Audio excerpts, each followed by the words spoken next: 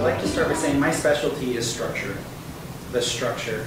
The form that fills that structure is the voice of every writer, whether you're writing screenplays, novels, music.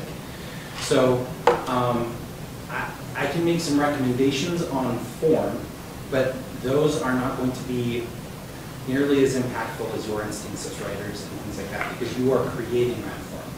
What I am observing is structure and how structure affects us at a subconscious level. So that's what we're focusing on. So Robert, I'm sorry. Before we get started, could Kels give us like a 5-minute review of the LDS Film Festival? Oh, yeah, let's do it. Oh, I'm sorry. Yeah, sure, you bet. So, yeah, well, I'm Cal. How's it going? Good to see you guys again. And no, we just an update on the festival. We actually had a last year in 2020, before the pandemic hit. We were able to get through the festival, and we had 5.5 days of films. And this year we thought, okay, well, it's probably not going to be very well attended, but we'll prepare for whatever and be happy with whatever, because we'll be fine, and financially and everything. And so we had the festival, but we closed it down to 3.5 days. So it wasn't as long and kind of shorter and not, on all ends.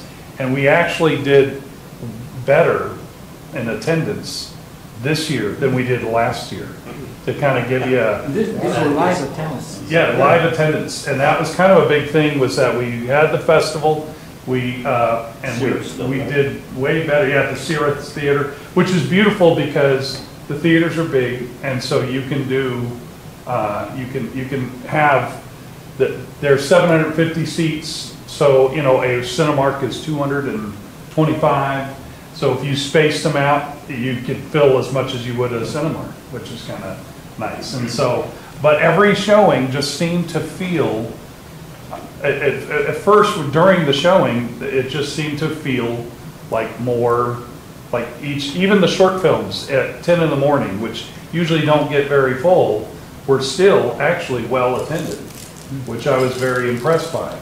And so every showing just seemed fuller. And then when we got the totals, we actually did considerably better, probably by about 20% better than we did last year at the festival. So the festival was a success, I would consider. And even with all of the, the CDC guidelines that we mostly kept, and that's all I can say. My wife was the worst. She was, she would threw that off like a bra. I just said, oh, that's it. I'm just gonna live it, my way. You can't tell me where to put it. Anyway, so we had a good time. And then just to highlight was that I sold the film festival, and so our new owners, we surprised everybody the night of the award show and announced that Marshall and Michelle Moore are taking over the film festival. And if you guys know Marshall and Michelle, awesome. If there's anybody that knows everything about film, it's Marshall and Michelle. Wow. And we've grown a good, kinship to them and love them. And we had a fun movie night the other night where we sat and watched The Stand, and all 6 hours of it. And that's the movie that brought Marshall to Utah, and then of course got married to Michelle. And so he would sit there and go through the whole Stand where everything happened. So we got like a commentary all through. This was here, and this was there, and this was this day, this happened. It was the best director's commentary I think you could ever have. For those that don't know, Marshall used to be the head of the Utah Film Commission. That's right. And Michelle was his PR person. That's right. Michelle did PR for Deseret Book, and then she went on her own. And so anytime there's a movie premiere, Michelle is the one that does it or is part of it somehow. And so they've made a perfect couple as far as being able to take over the film festival. So the definition of a power couple. Yes, they are. They did super. So we had a great time, and everybody did good. And like I said, I held my breath throughout the whole festival, going, something's going to go wrong, something's going to go wrong. And I like a second take. I don't do live stuff very well. That's why I'm glad that they're taking over. But anyway, so that's a report on the film festival. So who was there? Robert was there, and Dave, you showed up. Did anybody else come to the festival at all? Robert, of course, was there helping us because he's did all the video work, and that's what we're downloading right now is all the out there in the hallways, the footage. So nice crowd. Yeah, it was a decent crowd, wasn't it? Yeah, So, I was impressed. Yeah. I think there has been a lot of people anxious to get out and do something. and that was the answer that in fact every filmmaker said when they got up and presented their film, and we did a Q&A afterwards. I would say half the time the filmmakers like, I've had this film in 4 or 5 other festivals, and this is the only one where I'm in person, being able to talk about it. It's different when you're doing it physically in front of everybody than online. You just don't get the real reaction to people. You might get bigger numbers, but you just don't get the feel, the vibe, yeah, of how the feeling of it. So anyway, so there's the festival. So thanks Robert. I gotta pick up my mask. Sorry, guys. Thank you. And now Hiram. And you're going to go over the story point. Yep. So we're going to do a quick summary. What am I on time? 15 minutes, 20 minutes? What do I need to keep us to? If we were done in a little over an hour. Oh, you gave me a good chunk of time. Yeah. Okay. All right. And there may be questions or whatever, so feel free to get good. So, to introduce myself, my name's Hiram Allred. Started filmmaking when I was a kid, but I graduated with my bachelor's in film when I was 19. I've worked in London, I've worked in Scotland, I've worked in LA.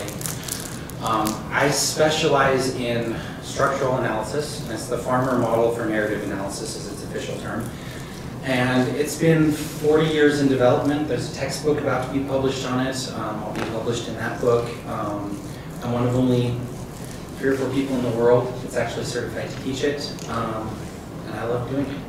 So ultimately, in a nutshell, structural analysis at a subconscious level, Katie's called them role functions, but there's an organization of role functions in structure, and our minds automatically use those role functions when forming stories. And the way those are organized invoke emotional response when a story is told, either while we're telling it or while we're hearing it. And neuroscience has actually backed a lot of this model as it's come into kind of the new age. But it started over 4 decades ago, working with thousands of libraries. There was a government grant, it's like 17 programmers, hundreds of thousands of hours. Like this model has gone through the ringer for the last 40 years. And what's come out of it's really pretty fun. It's beautiful, and it's an incredibly powerful tool. So what I specialized in when I was working, being mentored by Katie over the years, is adapting her model, which to most people almost looks like advanced algebra, adapting it to just the traditional plot mount, which is just exposition, inciting incident, rising action, climax, and falling action. That's the traditional plot mount, and there's many stages within that, but that is the most simplified version, and that's taught in most places that teach writing. So we're just going to start there. So if you have your traditional plot mount, you'll start with exposition here. You'll have the inciting incident here. You've got the rising action, the climax, and then the falling action, or wrapping up. So this is your traditional plot mount. Now, Katie's model is looking at patterns formed in storytelling. Now, these role functions are shared among all stories, all communicated narrative. It's based in story-based text. So no matter what kind of a story you tell, song you sing, whatever you write, the human brain actually organizes things a certain way, and it uses these role functions as a way to organize content. So it's universal across language, it's universal across medium, and there's a lot of interesting things you can do with it. So with that being said, adapting Katie's model to this so it's a little bit easier to understand, when you're first starting a film, the very first role function is typically introduced in the first 5 minutes, and that role function is called the primary actor. And this role function is whom the story is about. So Your story's action is colored by their persona. Easy examples would be things like The Matrix. You have Neo would be the primary actor. Neo starts out in front of a computer, and the entire film, it kind of has this green tone, almost code feel to it, and a lot of it represents kind of almost Neo's persona as he starts in the Matrix and comes out. And there's interesting things that are done from a design standpoint that'll support things like this, which is very driven by the director and the talent executing the projects. But if you pay attention to the Matrix films, the first film starts out in green tones, and then the second film changes color, and the third film changes even more.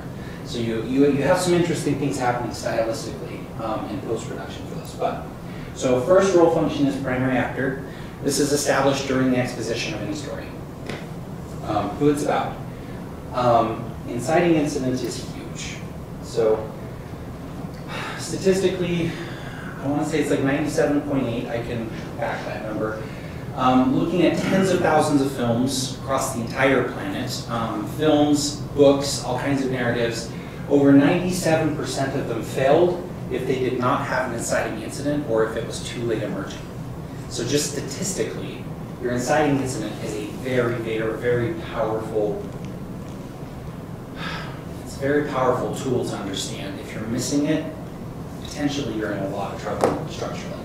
So in Katie's model, the inciting incident is called the initial equilibrium disruptor. That's what she's named that role function. The IED is what we normally call it. Now when the IED occurs, it actually establishes two other role functions, which begins the dramatic tug in any story. The IED is responsible for establishing what is called the primary norm breaker and the system character. So PNB and the system. All right. So this starts the action in any story. In the inciting incident, the IED is responsible for this. Traveling through your exposition, you start out with a PA, and there's one more role in here that's also established called your central viewpoint character. Now, this is who you're seeing the story through. If you look at, I'm just going to pull films out of the air. Films where this is not the same person filling both roles would be something like Shawshank Redemption, if anyone's familiar with Shawshank Redemption. You have Red, the narrator, played by Morgan Freeman, who actually is the eyes through which we view the story. But the story would actually be Andy's story. And Andy would be the primary norm breaker in the story. And he would fill several other roles as well. So in most focused films, for everybody to understand, it's not like every one of these separate elements are different characters. No, it's not. Most of them are more than one role. Yes. In most focused films, you actually want one character to hold at least 4 out of the 7 prime role functions. So, and 4 is the minimum. So, and that's actually in comedy. You want one character, your primary character, to hold at least 4 of these 7 prime functions. If you move up into drama, tragedy, and all of these, that number actually grows. It becomes 5 and then 6. So most of your storytelling happens in the 5 range. A single character, pair of characters, or group needs to fill at least 4 to 5 of these 7 prime role functions for the subconscious to view it as a focused story that's being told. You know who you're following, you know what the stakes are, you know who you're supposed to be relating with, and either, you know, if you're watching a film about a murderer, like, to keep it focused, you have to make sure that it stays focused and that you don't have 7 different characters all filling these different roles, because ultimately you're going to end up with an audience that's like, I didn't really know who to relate to, I'm not sure who that story was supposed to be about. Like, you start getting all of these different objections to a story being told. Let me just add one other thing Yeah. quickly. There's an old phrase, an old concept that says, a confused mind says no, rejects something. So if you confuse the audience too much, they reject it. Now that doesn't mean you don't cause the audience to be curious and interested. That's different than being confused. But you don't want to have people confused about what's going on here too much. I mean, a little bit to begin with and draw them in. But this is a delicate balance. you're talking about. And there's a difference between masking role functions, which is actually what I wanted to talk a little bit about today. Role functions still have to be present in the story, even if they're not revealed right up front. Because revealing role functions is actually that's how you take something from a very simple structure to an artful one. And that's timing. And that is something you've got people like Steven Spielberg and like many of these great storytellers. They're masters about the timing on when they're revealing what actually happened. And when they show you what actually happened, you realize what roles certain characters were actually filling when that event happened. But they'll kind of almost hide that from you until they want to reveal that.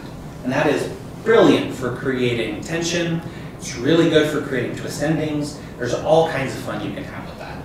But like masking or withholding a role function is very different than one that's not clearly identifiable, which I can talk about some here. Not clearly identifiable is where, as the story as it's told, that role was never filled by any character. So inciting incident.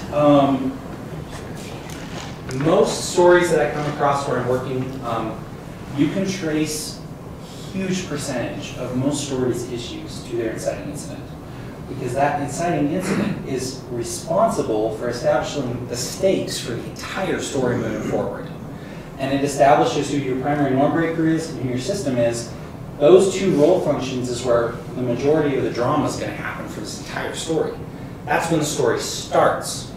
Like, okay, this is the world as it is. The inciting incident is the rock thrown into the pond, and now you actually have something happening. So, all right. Once the inciting incident has established this, really the action bouncing back and forth between these two role functions starts to drive your rising action. So if you're following your rising action, there's another role function that is revealed here, which is called primary noise and chaos. Your primary noise terms. Yeah. So, and again, these are terms for the role functions that Catherine has labeled all these. So primary noise and chaos is called the clarifying role function.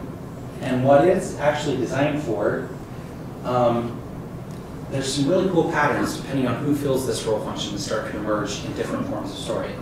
If you have, let's say, a melodrama, very black and white, superhero versus villain, you'll typically either have the villain themselves causing all the noise.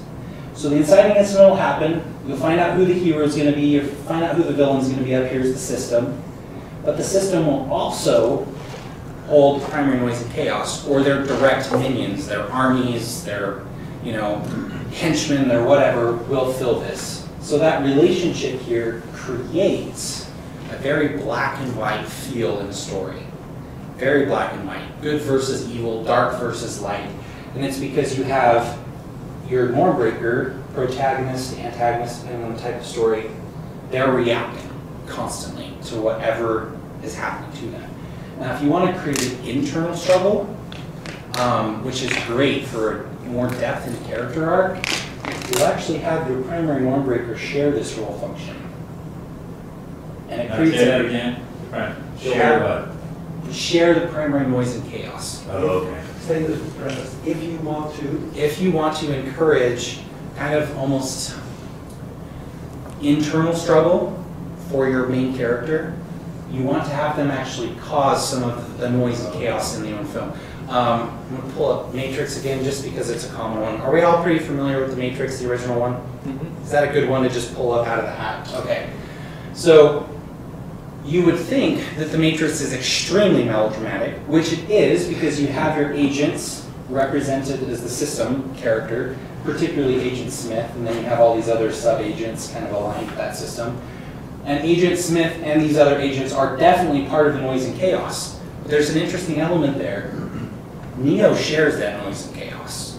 Neo's actually causing noise and chaos. He's not just reacting to what these machines are doing. He's going into buildings and destroying lobbies. He's literally causing mayhem and he's arguing with Trinity about the morality of choices. Like, he's very much a generator of the actual noise happening throughout the story.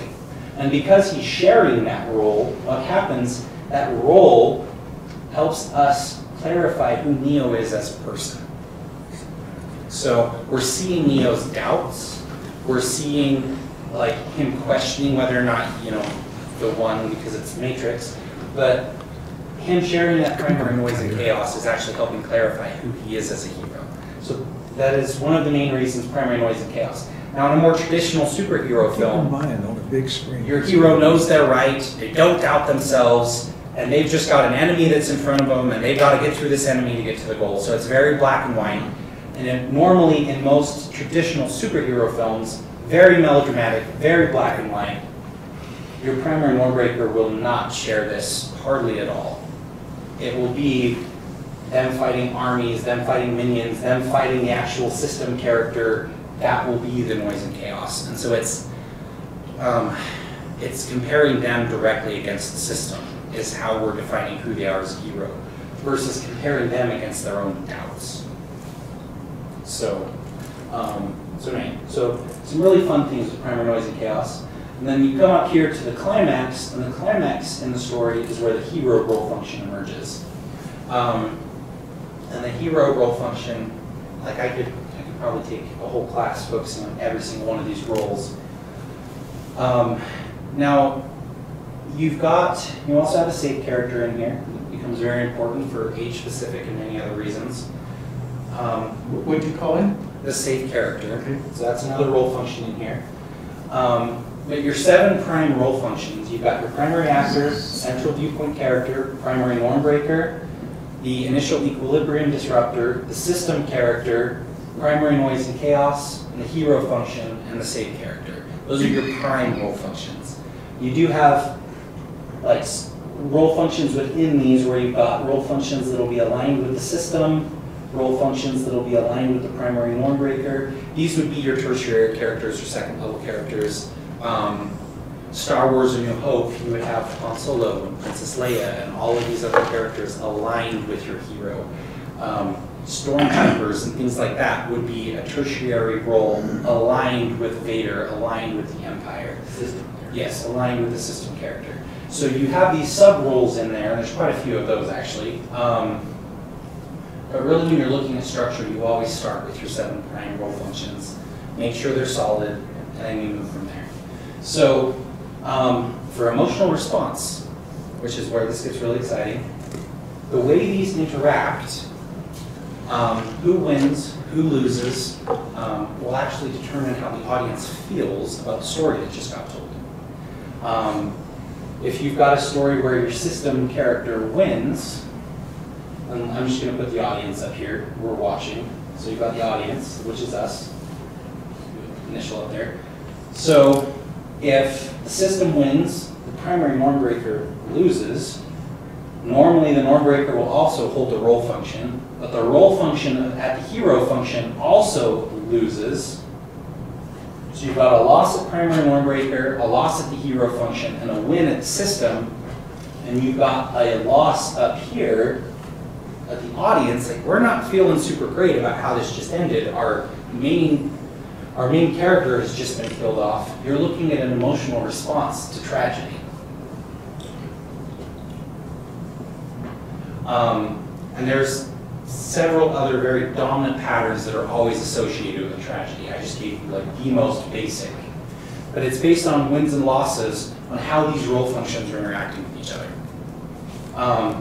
Now, if you have one where your primary Normbreaker wins, your hero function wins, your system loses, and the audience wins, you're looking at a pattern that's drama, melodrama. We cheer, we're happy. They've gone up against the system, they've defeated the system. You end with this happy ending. Your emotional response to this particular structure of role functions is typically one of hope. You're happy, you're cheerful, you feel like justice has been served. You know, it's very much grouped into those emotional responses that are, it's definitely the cheering responses and a lot of the emotions associated with that. You've got tragedy, you've got drama, you've got comedy. Now, Katie used to have farce within comedy. I believe within the last year or so, she's determined there's enough differences in patterns at a sub-level that I think farce has gotten its own group I'll double check that with Amy. What was comedy though?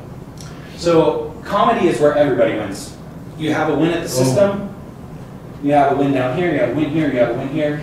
Very interesting trait about comedy. Your hero, the person, or like let's say your main character who fills your primary actor, fills your central viewpoint character, fills the primary norm breaker, fills all these roles, he's not actually the hero of the story. Comedy's really an interesting animal. And it's a particular type of hero, it's a comic hero. It's someone who's been there all along.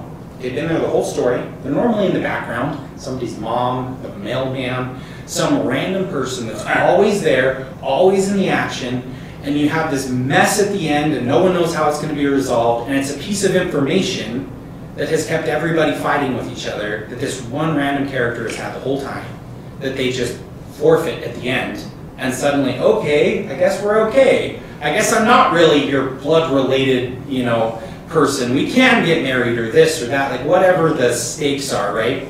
You have it, and that comic hero, they're woven through the action, they're always present, but they come down right at the end with typically a piece of information that allows the system to win, primary norm breaker to win, us to win, you get the marriage at the end, or the wedding, however you want to end your comedy.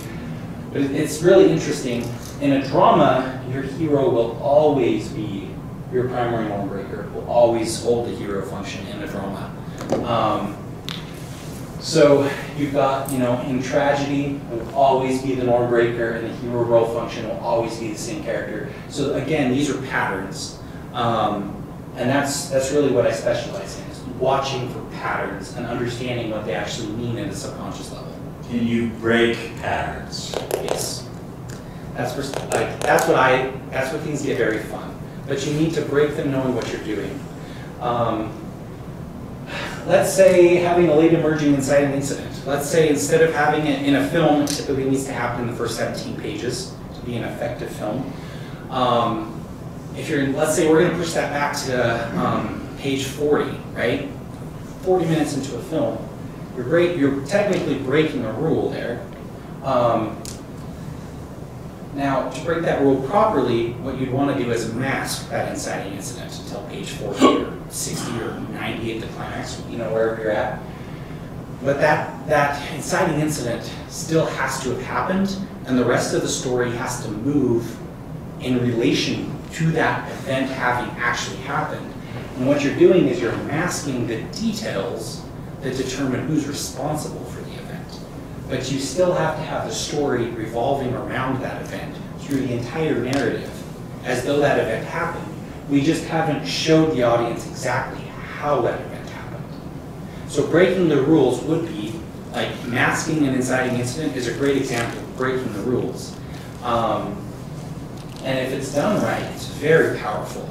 Lots of tension, lots of unknowns, your audience doesn't know. And that's a lot of because at the subconscious level, there are patterns ingrained in us as humans, what we expect when a story starts. Let's take a look at tragedy. A pattern in tragedy, your primary norm breaker is also the inciting incident. They share both of these role functions in tragedy. They start their own story. Subconsciously, I guess I could take a simple example of a kid in school, right? He's a new kid to the new school, there's a bully.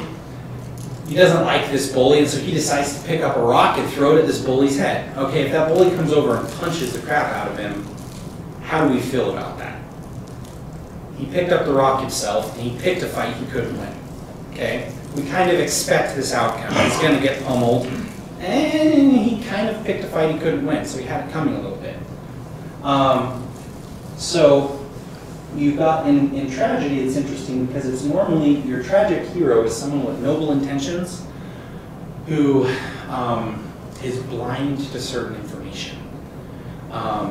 If you look at older tragedies, things like Oedipus Rex and things like that, he doesn't know that he ends up ultimately marrying his mother. He doesn't know about these things. So he's this noble king who wants to do right by his kingdom, but there's information, you almost call it short-sighted, but a noble character that doesn't have all the facts. Lacks consequential knowledge. Yes, and because of the lack of that knowledge, they start their own story not actually understanding the consequences of starting their own story because of the information they don't have.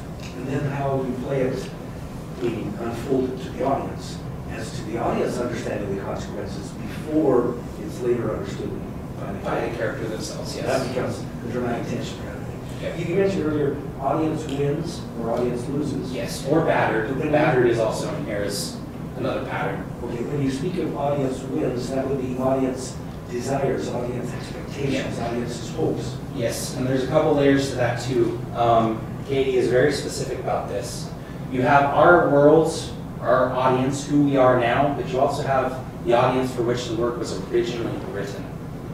And that is also a huge factor to take into account, especially when you're doing adaptations. You adapt a story about slavery in the modern community, and you do it as if you're adapting it for when that was still acceptable, you're going to have some really big issues. You're going to have some massive gateways slammed shut in your face, not understanding the audience for which it was written and the audience for which it's being adapted now. So, and that is something, in most modern works, you've only really got to worry about the audience as it's going to be released. But if you're looking at adapting or redoing older works, you really have to also understand the social climate and the issues and all of the things that were in place at the time it was written, so that you don't rewrite the same thing and it's completely out of context to the market you're trying to release to now. All right, so with this being said, do we have any questions so far? Have I just fire hosed everybody?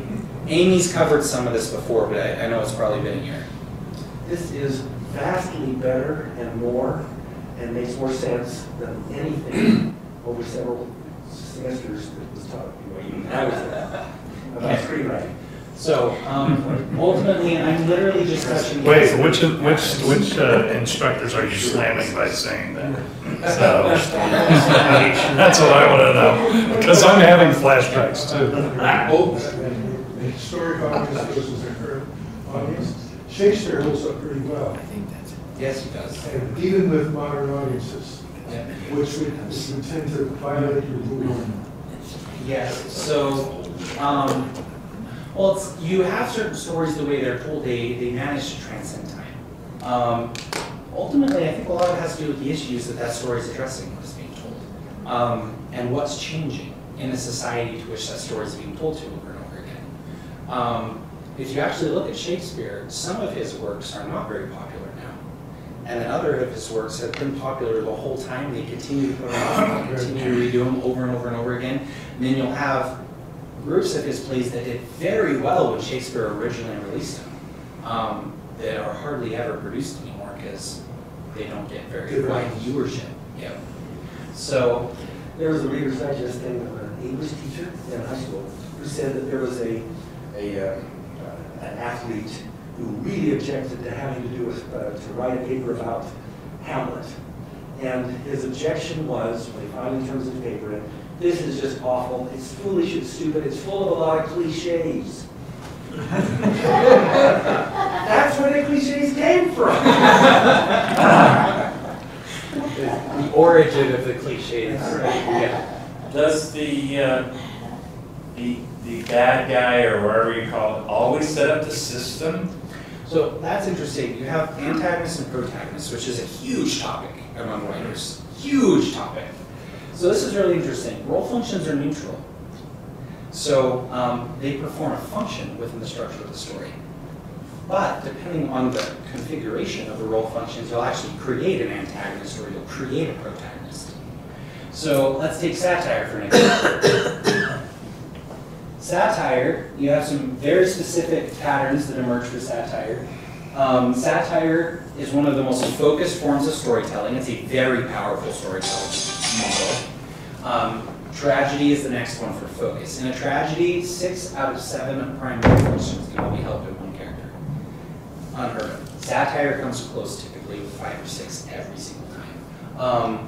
So in satire, you'll have your primary actor, the same character, central viewpoint character, you're following them through the story, same character, primary norm breaker, same story. Well-told satires will mask their ID. You don't find out until the end, but they also started their own story.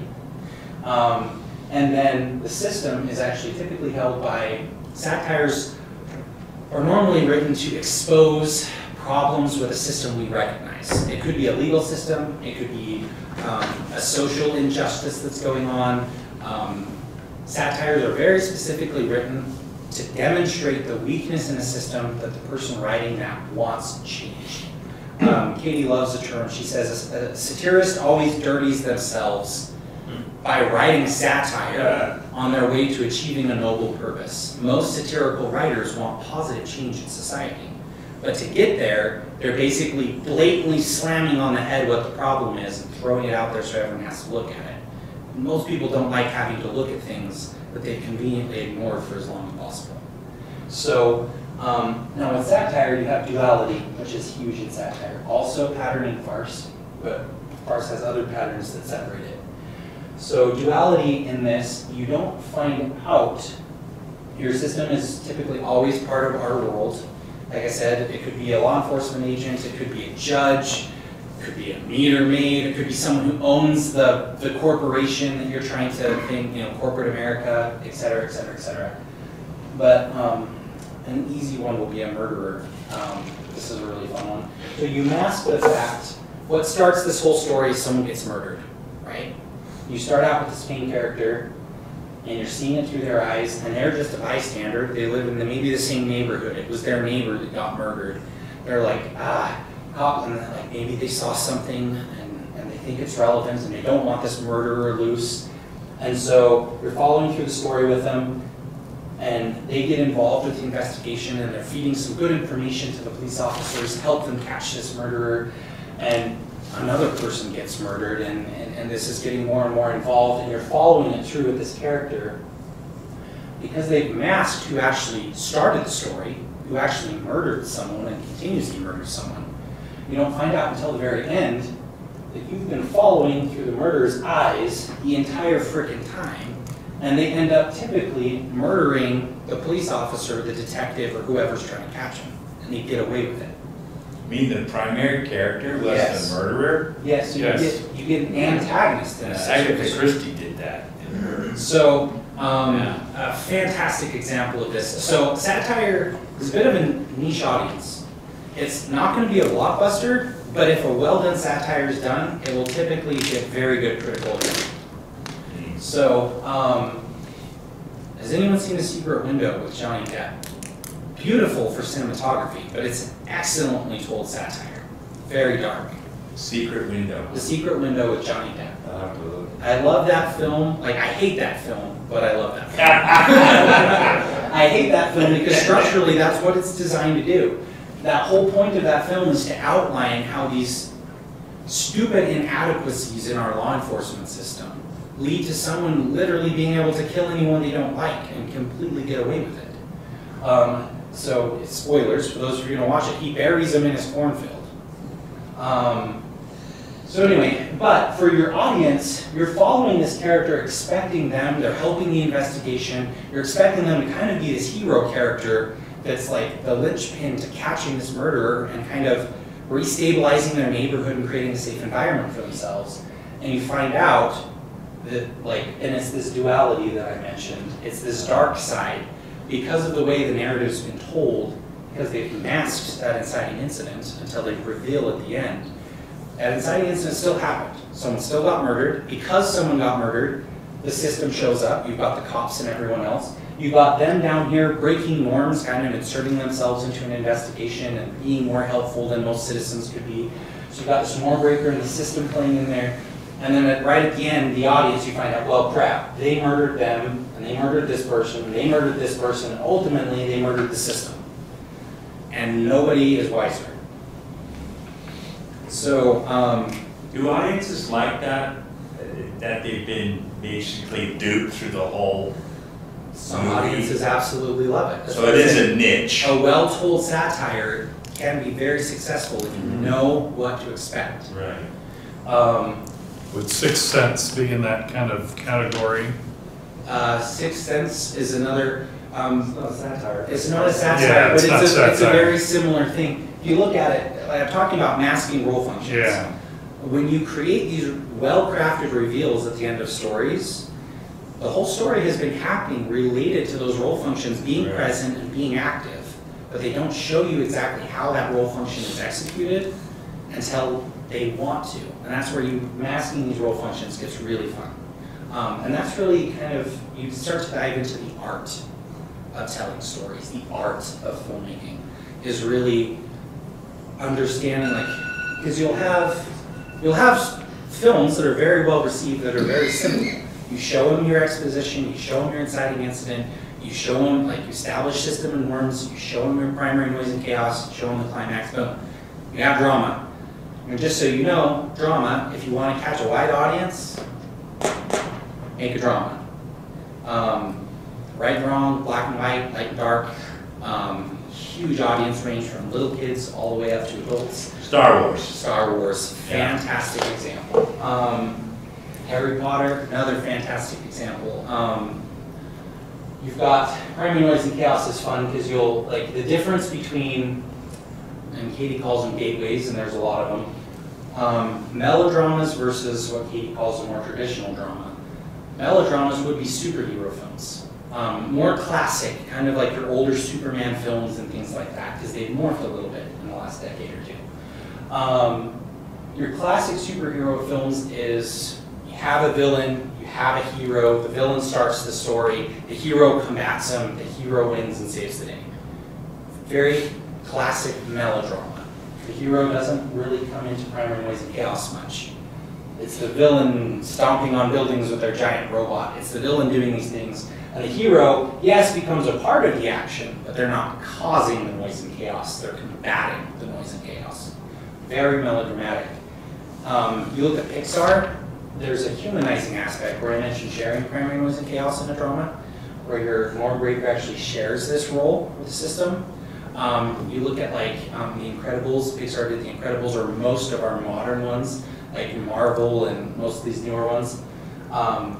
You will have, even though it is very melodramatic, you will have your heroes, your primary norm breakers, sharing this role and creating a bit of chaos on their own, whether it's Hulk accidentally smashing a bus or, you know, Thor messing up and demolishing something. Like, you'll still have mistakes that are made by your heroes, and it really adds to their humanity and adds to our ability to relate to them. Because ultimately, through their own mistakes, they're clarifying who they are, and they're making themselves more human, more relatable. Their reactions. Yes, exactly. So, very straight black and white melodrama, your heroes don't really make mistakes. They show up, they are who they are, they know who they are, they know what's right, they know what's wrong, and they will use whatever ability they have to right the injustice of the world. Batman! Yeah, there's not a whole lot of an arc there. Like, straight up melodrama, there's not a whole lot of a character arc. But you start adding this element in, you get what Katie would call more traditional drama, and you start to get a lot more character arc, a lot more development.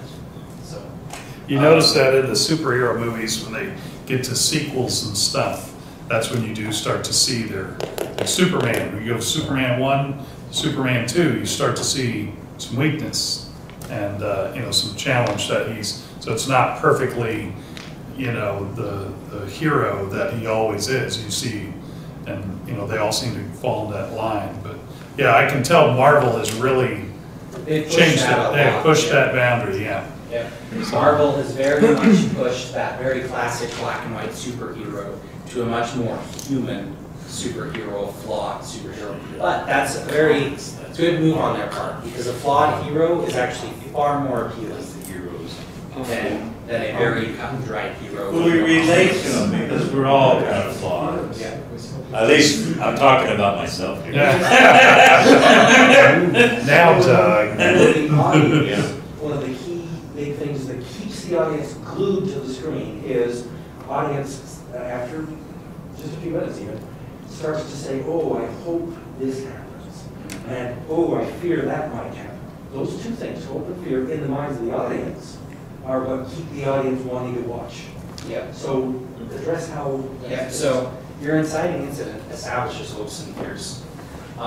Your audience, because this incident has happened, your audience hopes that things will become right again, or they hope that things will be resolved.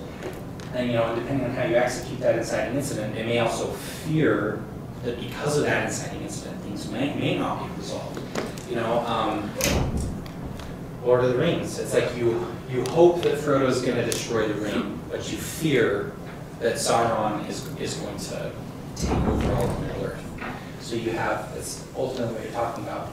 And that's what hope and fear is actually, I hate to get into this because a lot of creatives balk at it. This system, we're actually, me and Amy are development for an app, but this system is actually numerically based. The human mind is numerically based. So hope and fear you're talking about is actually a mathematical loading of role functions. If you stack enough role functions a certain way, you will create fear because ultimately the cause seems hopeless. You stack enough against them by loading certain roles a certain way, and it does feel like they could lose. Do they actually have what they need to do this? And then the reverse is true. If you load things the other way too heavily, then you're taking power away from your system. You're actually weakening your hero because ultimately, if your hero has too much help and they have too much power, and then the system's not really a match for them, and you lose the drama, you lose the stakes. So you're actually pulling away from them that way.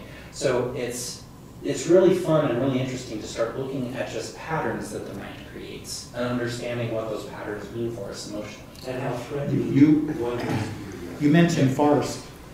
Yeah, so farce is a fun animal. Farce shares some patterns with satire, duality being one of them. Farce shares some things with comedy, which is why Katie originally had it in the comedy genre. But farce ultimately has a comic hero, same as a comedy would. Let's see, what are some great farces? Ocean's 11. What are some of the older ones? I was thinking of Dr. Strange. Dr. Strangelove, same vein. There's some other ones here. Yeah, it's not really a comedy. The two con men, why am I spacing the name of it? The two con men. I see it as a farce. Robert Redford, that? Oh my gosh. Which show? Butch Cassidy? 30 Round Scoundrels. Oh, yeah. Fantastic farce. Really great example of a farce, actually. I think that'd be a comedy.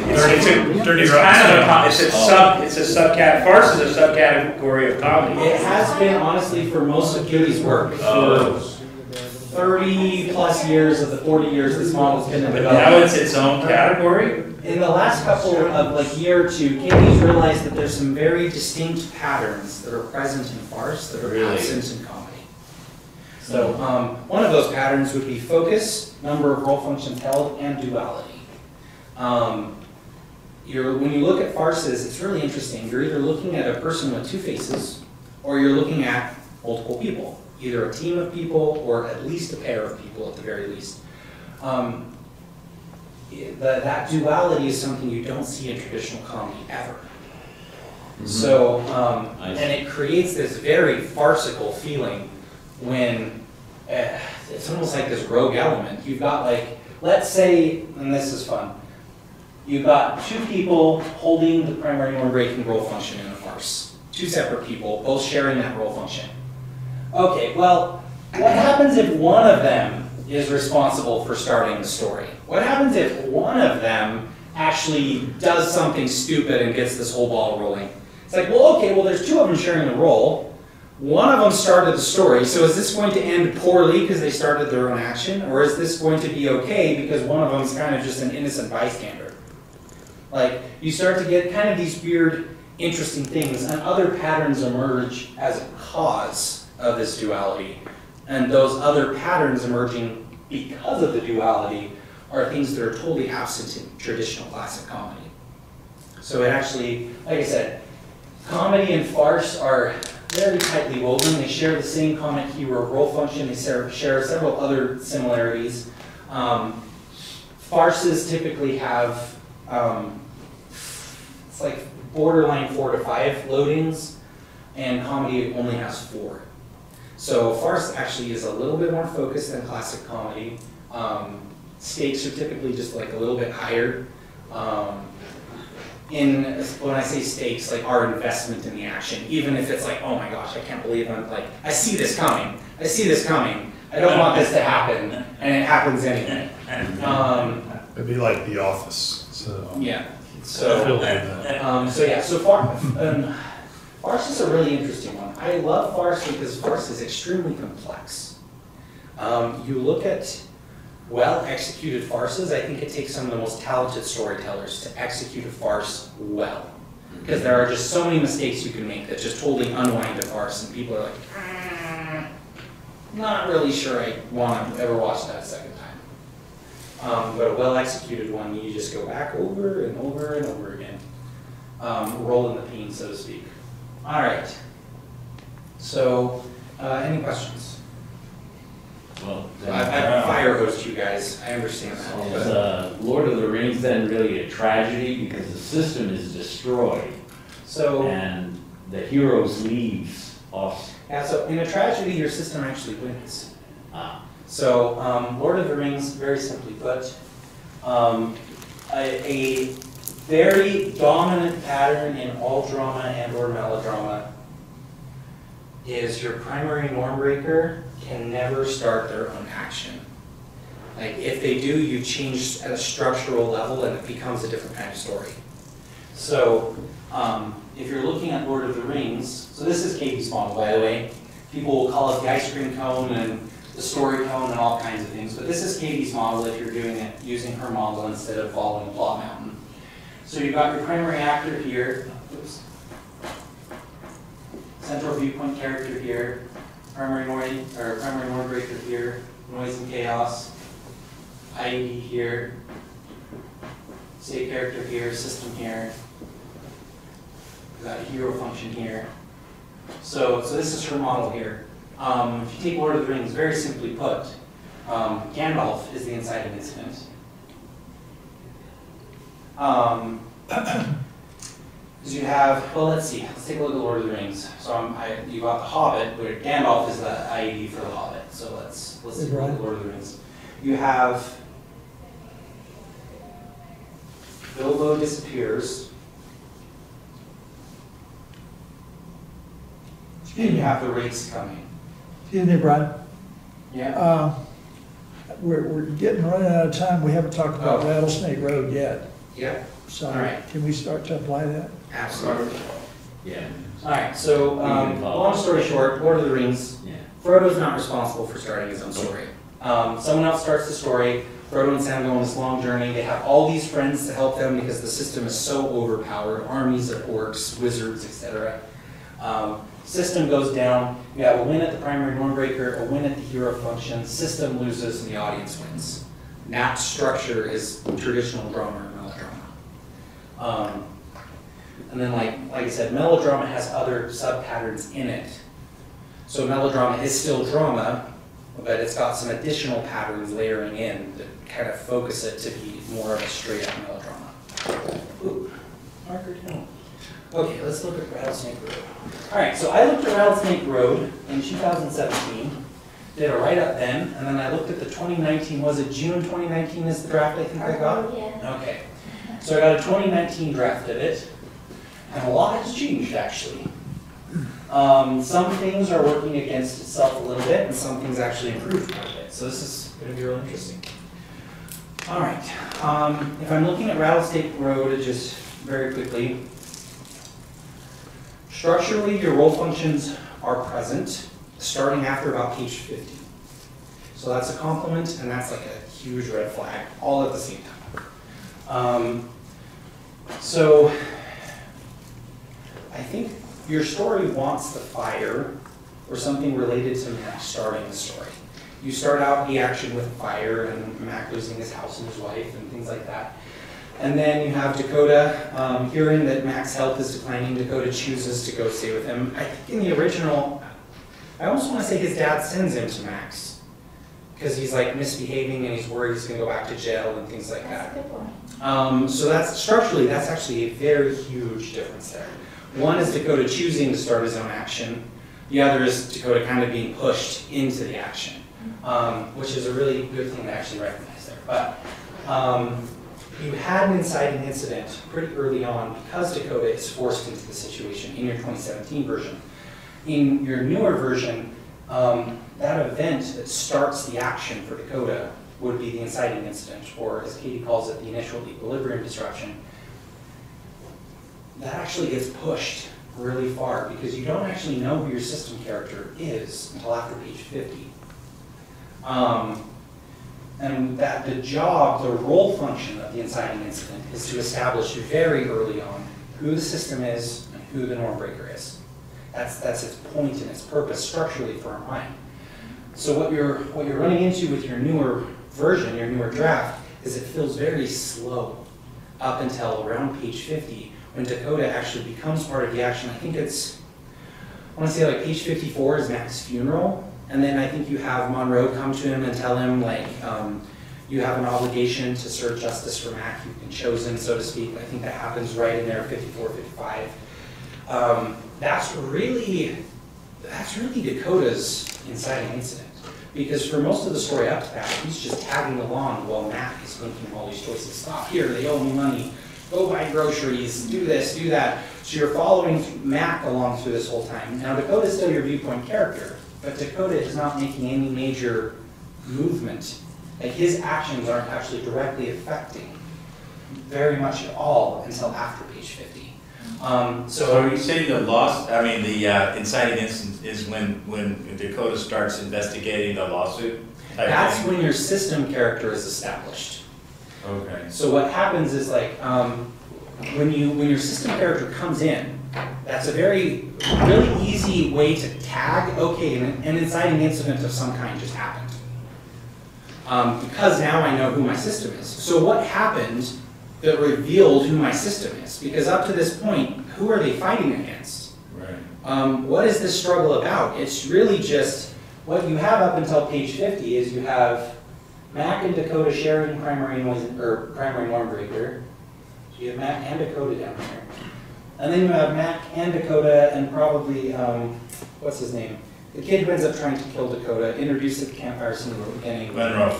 Roy. No, Monroe is the one who teaches him jujitsu. It was Roy. Roy. So Roy's here in primary noise and chaos. So that gives it a little bit of like kind of a melodramatic feeling.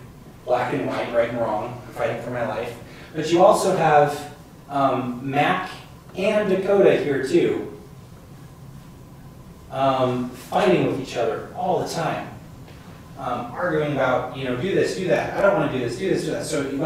So what happens is instead of establishing the stakes with an inciting incident and establishing the system, what most of this is up until page 50 is just the relationship between primary noise and chaos without the proper tie-in to the actual stakes. What are the stakes of this story?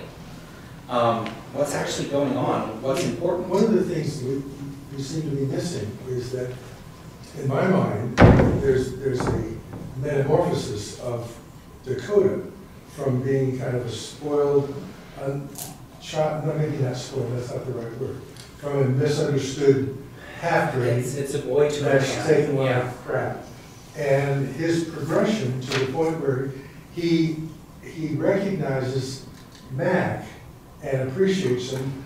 There's one of the scenes where he goes out and shopping wood, and Max sees him and kind of recognizes the value in this kid. So to me, it's a journey that he's taking. Yeah. That forces this inciting incident off a little bit because you see that progression of this young man. So you're right on the money in a very interesting way. So Katie calls these movements, these come in advanced narrative analysis, where we will actually track something chronologically through the entire film, and we'll look at individual emotional signatures. You can have a prime signature, let's say a drama, and you can have miniature tragedies, or miniature satires, or miniature comedies happening within it, which will flavor the drama.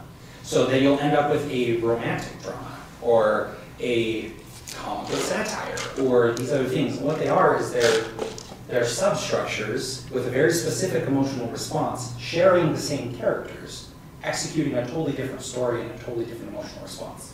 So what you're talking about here would be starting out your story with a small sub-story or Mac actually should represent your system, Dakota represents this, and it's called a power shift. Katie calls them stars, but they actually come together. Katie represents them literally by drawing a star.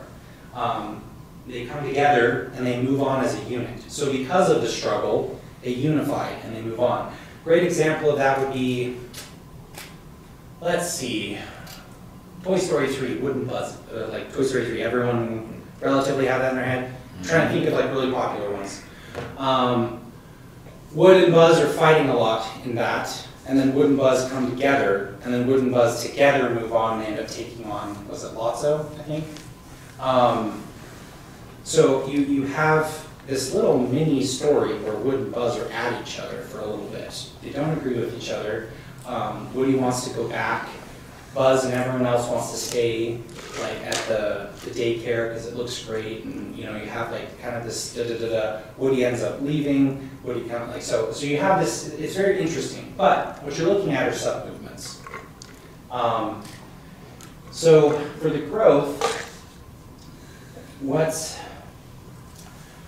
interesting there is properly establishing your role functions for a smaller story to lay the foundation for a larger one. And you don't want a smaller story like that to take up. Really, those smaller stories are supposed to be captured most of the time during exposition. But what you have is a smaller story taking up over 45 minutes at the beginning of the film, and that smaller story doesn't have a proper inciting incident. It doesn't seem like a smaller story. The significance of the growth of Dakota to being Mac's champion is the heart of the story. At least that's what I think. You're not wrong. All right, so let me just run through this and look at some good examples. I mentioned in your 2017 script, Dakota's dad, I think, sends him to go live with Mac because I can't remember if Dakota already got put in jail or was about to be put in jail. And so his dad actually shoves him onto it, and then very quickly Mac is imposing rules. This is my house, this is this. So, so the inciting incident in your 2017 draft was Dakota's life's going on as normal. He's a troublemaker, he's this, but that's his equilibrium. That's who he is, the friends he has at the time. And then his parents are like, this isn't working. We're going to shove you into this other environment for the summer to try and help you. That starts Dakota's story. That injects him into Mac's struggle. But when he first ends up on the farm, Mac very quickly is established as the system of the farm. It's Mac's curfews, Mac's rules, Mac's this, Mac's that, and Dakota's struggling against those curfews and those rules and all of that stuff. And then they do come together. So your 2017 draft executes what you're talking about structurally quite a bit more soundly than the current draft, because your inciting incident, I mentioned, shifted a little bit. Your inciting incident is also very deeply, deeply tied to the theme. So when you're looking at theme, I would normally ask some questions. A super basic one would be, whose story is this? Is this Mac's story or is this Dakota's story?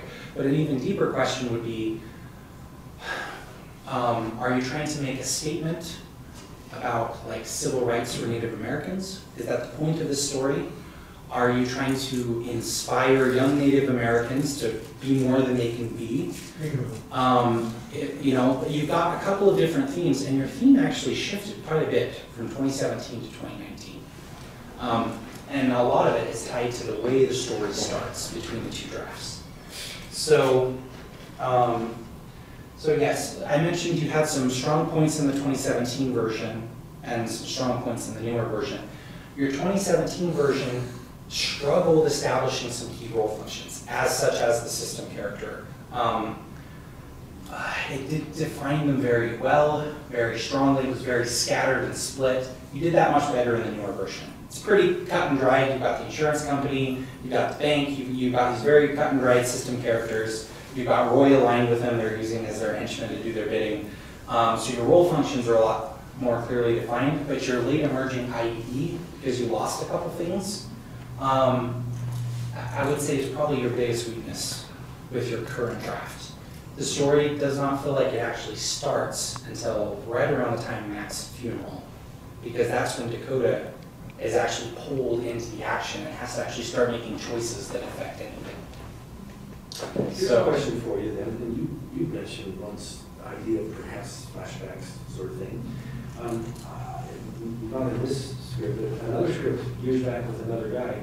He came to me and had all of these things, and then there was an exciting incident at page 60. And then it goes on to page 120, and it was a very fine story.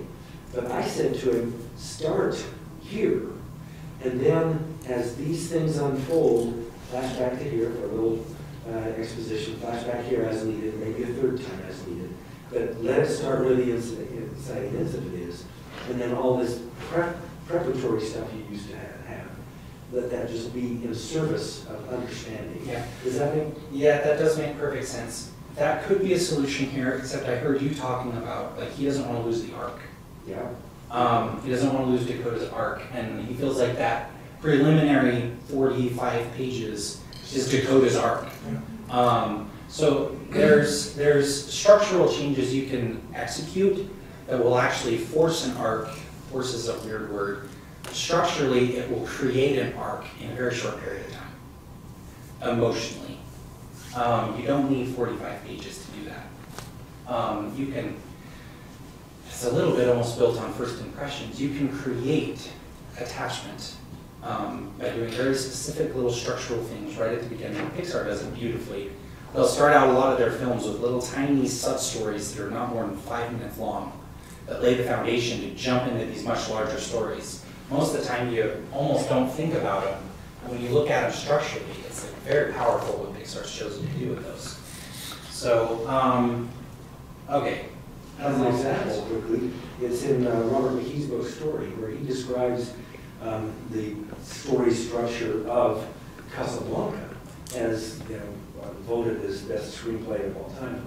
But there are 19 subplots introduced before you finally have the main one. So let me offer just a suggestion. So one thing I would like to mention with my suggestions, because I'm looking at structurally, I will make a suggestion that structurally could solve the problem. And it might not be the right answer.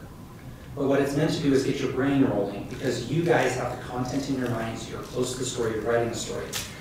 My suggestions are meant to get your brain rolling so you understand the weakness I'm outlining for you.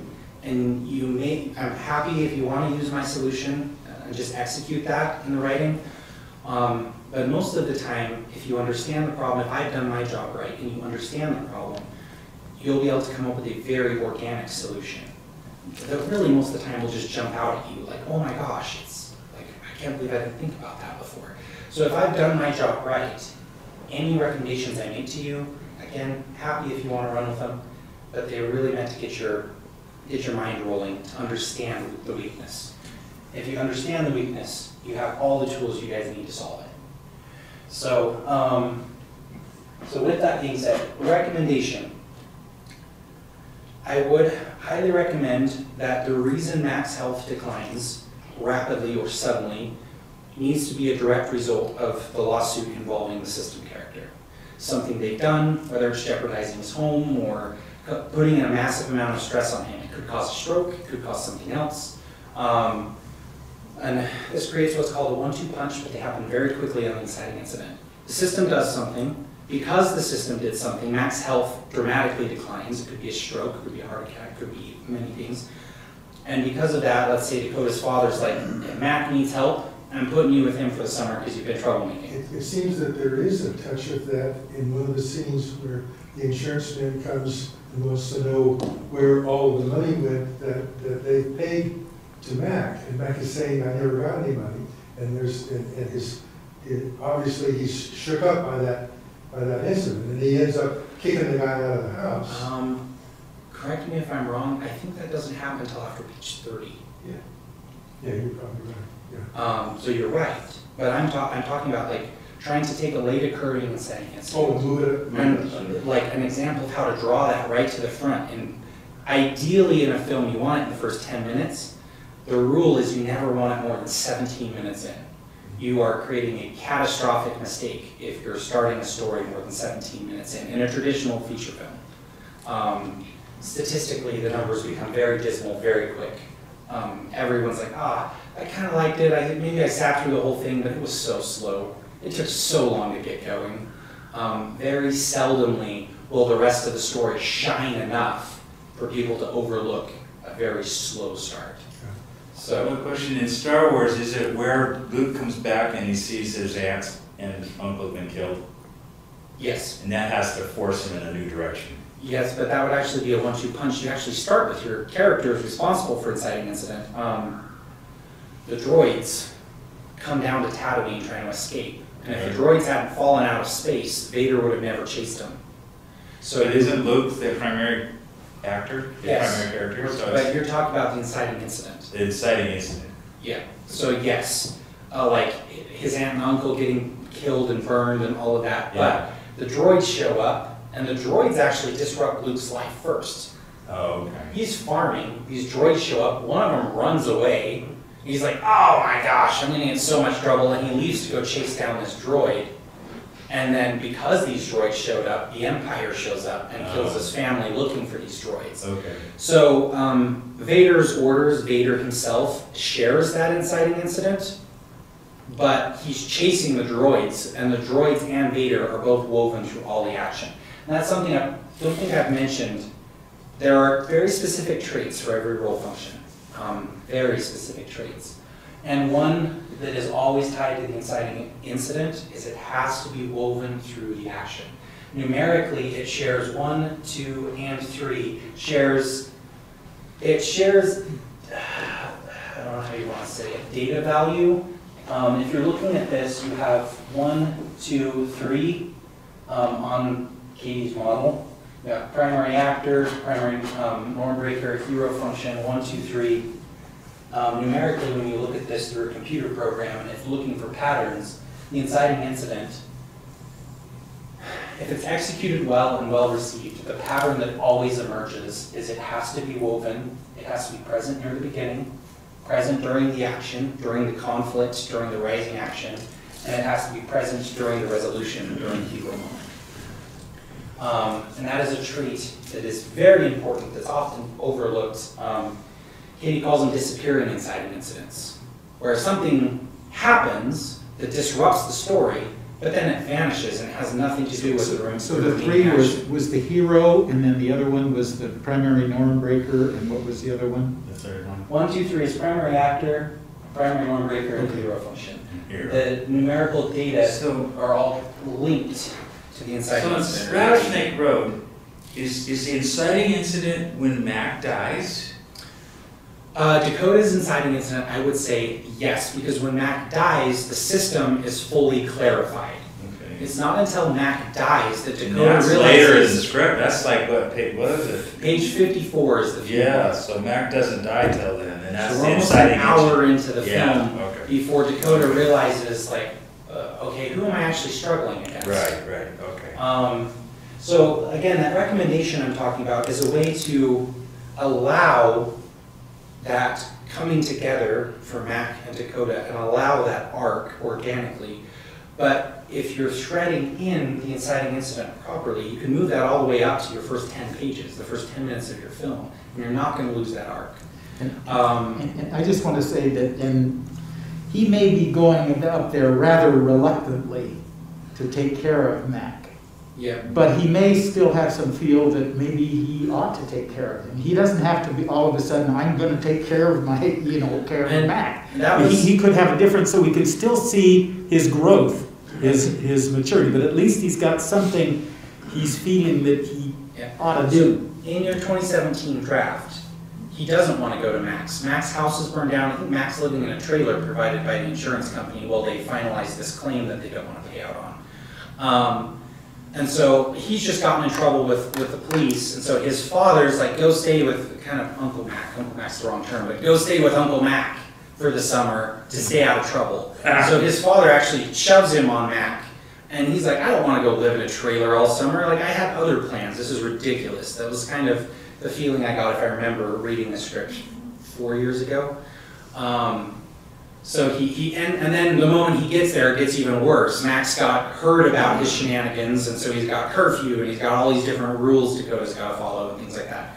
Which is actually good structurally, because as I mentioned before, structurally what that does is it sets up a mini story, like right at the beginning, where Mac is the system, Dakota's the primary norm breaker, Dakota's forced into it, so Dakota doesn't start his own story, and then Mac and Dakota have to come together, and that's actually a power dynamic, that's a movement. If those are handled properly, these are the most successful tools for making blockbusters, hands down.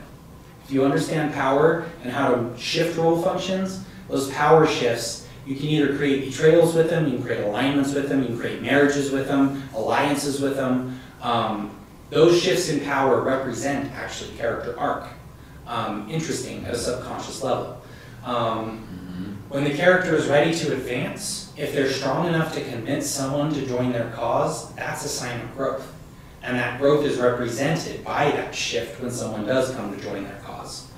If the stakes escalate high enough, and someone's willing to leave them and betray them to go to the system, fearful of their own life for whatever reasons, that betrayal is a result of so these movements, if they're handled properly, are very powerful, very powerful. But they do represent growth, and if you understand them, you can accelerate them very organically, very gracefully, and so you're not losing those arcs, you're not losing that heart and that relationship.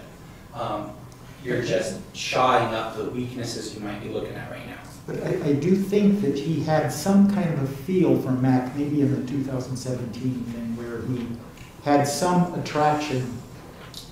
Because he goes up, does he go up and see him during the summers or something? I can't remember if every summer was So part it's of not the like just some strange or the original. I can't remember. I apologize for that. Yeah. That's okay. It was. I think every summer was part of the 2019, the more current which is rewrite of that. Yeah. So now you have your reveal where he turns out to be Mac's son at the end. So this idea that he's been sent every summer, not knowing what it's for, ultimately, that can be a very good thing. It lays the foundation for things happening at the end. I do remember in 2017 that reveal at the end was like, wait, what? And it doesn't quite feel so abrupt with the newer draft. So that is right. Okay, so I'm mentioning inciting incident. You could accelerate your entire timeline. That was a recommendation. You have a lot of 6 weeks later, 6 weeks earlier, a month later, 3 days later, like all. I got a little confused about where I was when. Yeah. On so, that time on that when we have those. Yeah. 6 months earlier, 6 months later. I mean, 3 months, 6 weeks. I mean, I got a little bit. So as a reader. So there's a way to accelerate this. I would actually recommend you could use the fire as the inciting incident. If Mac's house burns down and he loses his wife, Dakota's dad could be like, someone's got to watch out for Mac. He just lost his wife. His house burned down. I like this idea he's living in a trailer, very temporary. Like, life doesn't get much worse. So if you do that, that kills a lot of birds all with the same stone. Now, you make it more melodramatic if somehow one of these nefarious characters is actually why the house burned down, versus just having, I think in the new version, it's just a cigarette, right? It was the cigarette, yeah. We find out later through Mrs. Wilson it was a cigarette. I cannot remember what the original, back in the 2017 version was. It started with the fire. It did start with the fire, but I'm trying to remember what caused the fire. Was it some outside force wanting him off his land, or was it, I can't remember. I remember it feeling different. The cause of the fire feeling different. I don't have that established. And we are, When I read it, I assumed it was just something that happened, like the cigarette. yeah. But it's interesting when you're talking about this, starting with the fire. Yeah.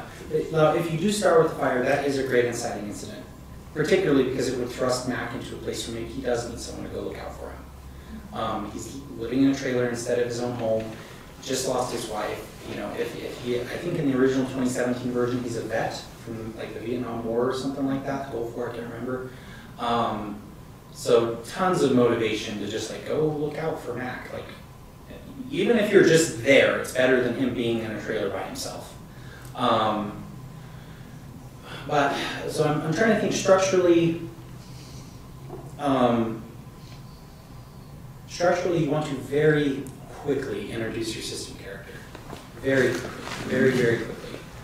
So if he gets thrust into Mac's life, to like watch out for him. If you start with the fire, Dakota may even show up with your insurance adjuster or someone from the bank or something like that in the middle of an argument with Mac when Dakota arrives, telling him how they're not going to pay out or this or that. Very quickly, you're like, okay, a fire happened, but like, things aren't just going to be I'm staying at Uncle Mac's for the summer. Like, I'm coming into something. What you do very quickly is you introduce the system and some kind of conflict there. You understand that it's a result of this fire. You understand that the story's already in motion, and Dakota is going to be the eyes through which you view the story. But that pulls your action from page 50-something all the way up to potentially, I think in your 2017 version, it's like, which I congratulate you for, I want to say it was like page 11, when he's arriving at Mac's. And another powerful thing is just imagery. This would be on the directing or the execution side for production, passing the burned down home and arriving at this temporary trailer with a makeshift shop or whatever you want there. Imagery there is like, okay, I've been told there was a fire and I've got to go to Uncle Mac's to watch out for him, but now we're driving past the ruins of this fire, like executing that. Those are important notes to make for a director to execute those things. But that would be my biggest recommendation for you with this. A couple questions I had. My wife is very good friends with a Native American who grew up on a res. Do you have a Native American consultant on this at all? I do. Okay, that's good. In fact, yeah, the screenplay, well, it's not the most recent version, but like the 2017 one. I've had Chief in Arizona. He endorses it, he recommends it, he read the screenplay during a flight. And then I've had some Native American friends like down in St. George. Mm-hmm. They read it, they endorsed it. In fact, every Native American, the original title was Phantom Justice. Phantom Justice. What is yeah. it? Phantom Justice. Phantom Justice. Yeah. But none of the Native American, almost every Native American said to me, what does that title mean? And so then I changed it to Rattlesnake Road. They said, oh, that's it. They get it. That's cool. So, these are more symbolic things tied to theme. You start out with a mouse being dangled over a fire. I know Amy, when we did this back in 2017, recommended that you're naming this Rattlesnake Road at almost a spiritual level, directly tied to theme, directly tied to inciting incident. You want to look at the rattlesnake being there, either symbolically or present, true with the narrative. In your newest draft, it almost doesn't even come up until the very, very end. I know in your 2017 version, he ends up in the desert. I think Roy tries to kill him in the 2017 version as well. Ends up in the desert, he's all dehydrated. I'm trying to remember. We had some recommendations that he almost goes into, almost like a spirit quest a bit out in the desert. It's the rattlesnake coming and biting him. I can't remember whether this was like solutions we were looking at structurally when workshopping in 2017 or if it was part of your script originally.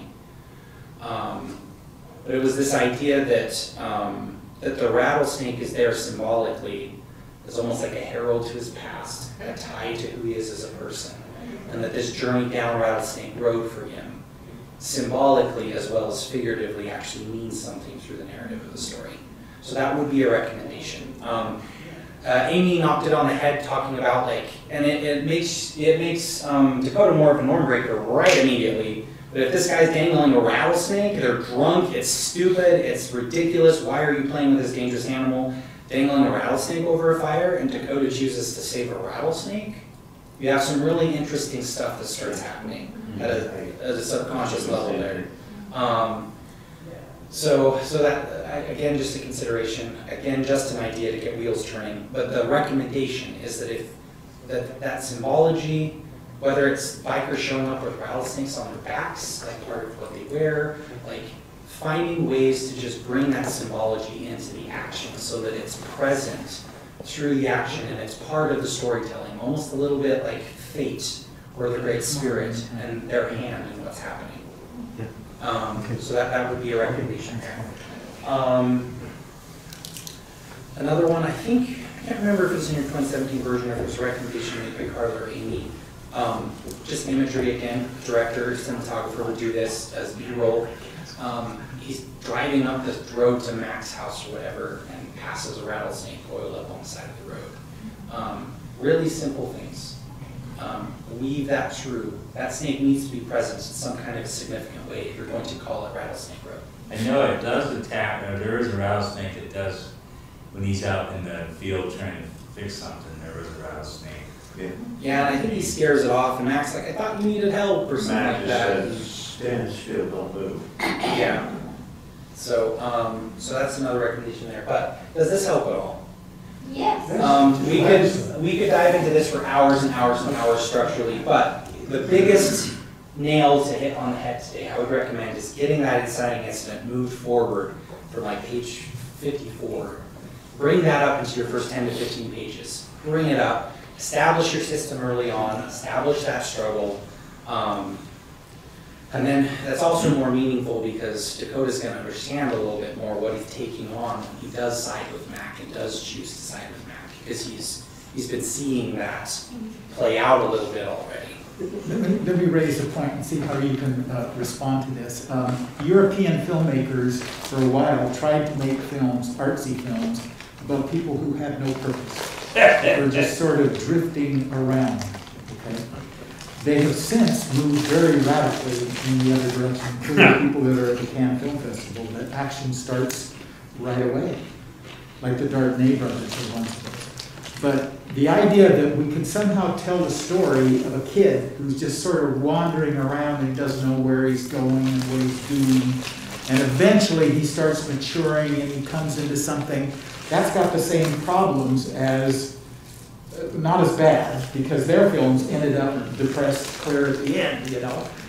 But how do you handle that development of a child and who is just floundering around and then comes to something? And do you see what I'm asking? The answer you to that, did suggest something. The answer to that is your inciting incident. This is a weird example. Free Willy. Is that something everyone's familiar with? Yeah. Like, great example of a kid just kind of aimlessly graffitiing things, hanging out with friends, just doing his own thing. Inciting incident is literally Free Willy smacking at the glass, freaking him, ends up getting caught instead of escaping. So I think the point you're making is we don't really have a story worth telling if you're just depressed and don't know where you're going, or if you're a kid that's just wandering around. We don't want to watch that. We want to watch something that happens that starts moving that kid or that person forward, even though he may be resisting it at first because he's quite a spoiled kid.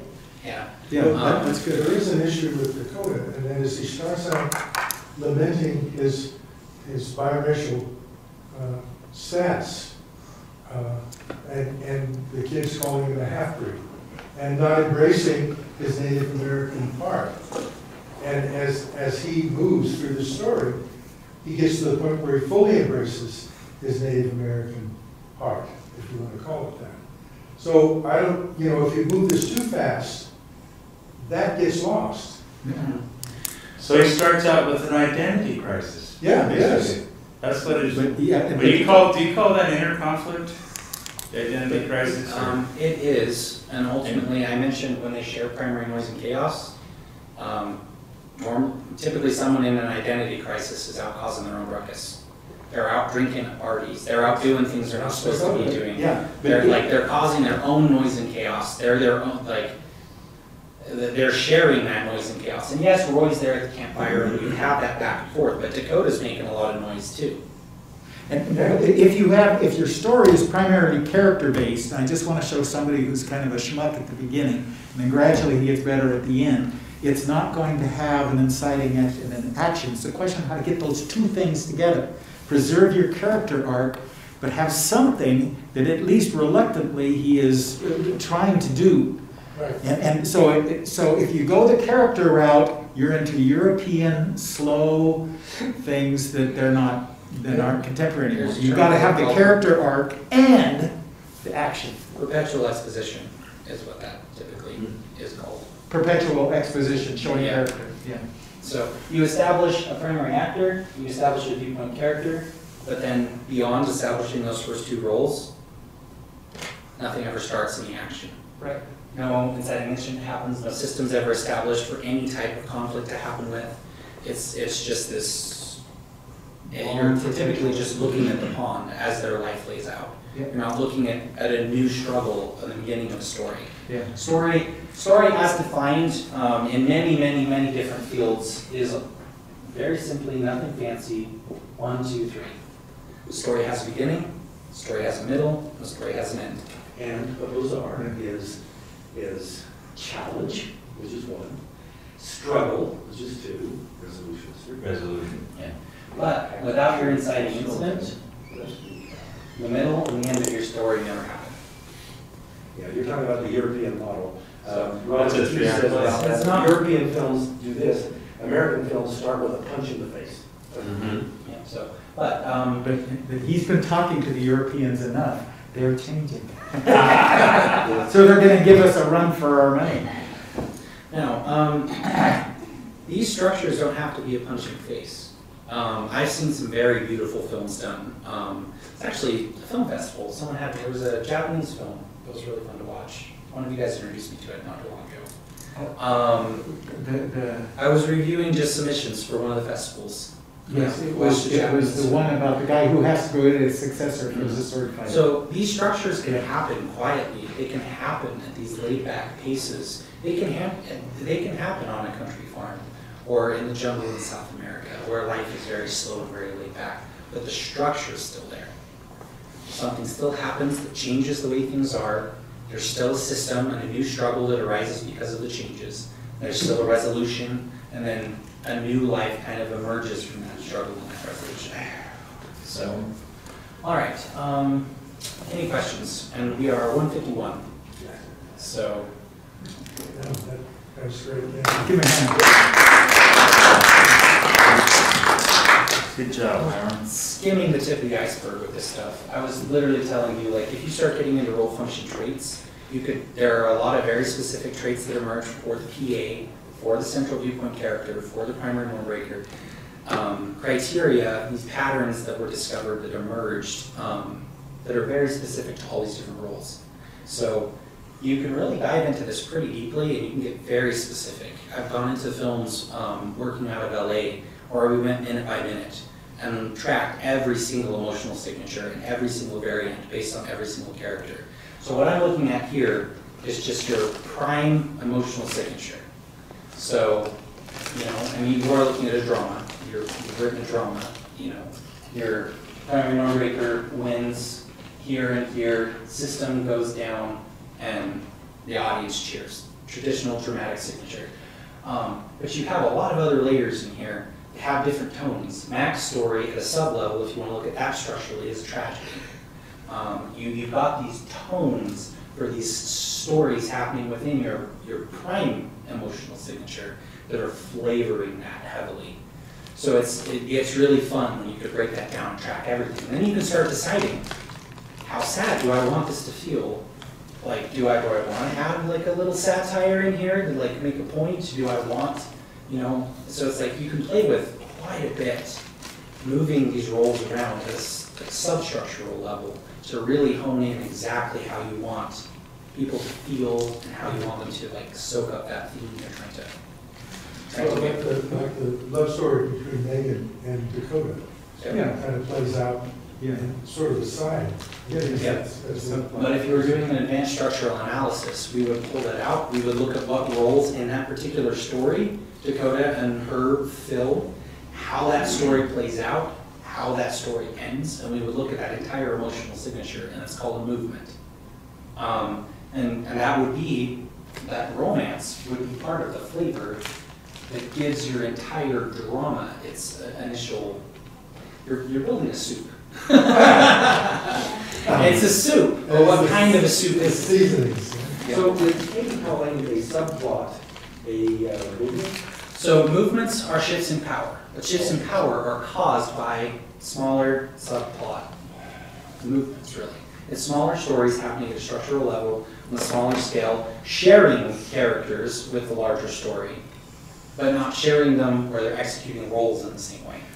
Hiram, Dave and I were talking about how clear this was, when, not the ice cream cone, but laying it over the traditional kind of a thing. It builds on us. I hope you could maybe influence Katie that when she does her book. So her book has an entire, I spent 3 years adapting her model to the plot now. I spent 3 years doing that, and there's a whole chapter in her textbook. Okay, I hope it comes. I hope it comes early. You're one of the co-authors. Well, she's submitting to publishers now, so we'll really have a textbook within the next year, hopefully. Okay. So anyway, she's already called and asked for copyright. Interesting that you took 3 years to do it, because it's a lot more The clear. entire chapter in that book. So I got it this time better than What do you ever call before. the book? What's the So title? her textbook is like, oh gosh, it's a graduate level textbook. It's like I'll have to ask Katie, it's a long one. She used to call it like Cracking the Story Code, and it's had quite a few different names over the years. But it is, I think, something to do with like the farmer model for narrative analysis, understanding story structure, plot. Like it's quite this long title, and it's changed numerous times. So as screenwriters, it's good to know all this stuff ahead of time to help you in your writing. Your initial writing, right? It's good to know. Absolutely. It's going to help you in developing your story. If you wanted to be able to take concepts floating around out there and very quickly pull them in and execute them as just beautifully told stories. One thing, I love Brandon, oh my gosh. When Brandon did his presentation a few months ago on basically composing a screenplay, line by line, and how that looked. Do we know who was all there? It was out in the barn. Yeah, I was there. Taking a model like Catherine Farmer's model for narrative analysis, taking something like this, taking the idea, dropping it in a structure, and then using Brandon's model to write that structure out into a screenplay, you could execute gorgeous, gorgeous stories in a matter of months, from total concept to ready to produce. Wow. It's absolutely incredible. So, Helene has expressed a number of times over you that it is really an underdog triumphs story. And coming of age, it's mature, but it's a marvelous example of how someone who is prevented from, whether it's by themselves or being called names by others or whatever, prevented from triumphing, to really end up overcoming all those things. So it's an underdog triumph story. Yeah. Most dramas are underdog triumph stories. If you look at pretty much, at least drama as Katie's clarified them in the structure.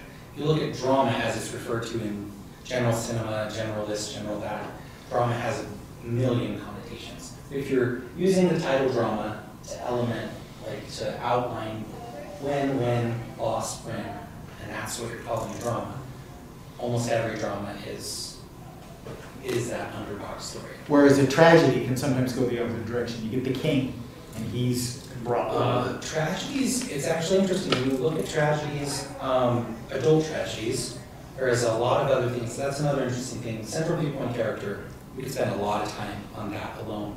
I've done entire workshops with film companies focusing on understanding viewpoint characters for their writing teams, for isolating audiences.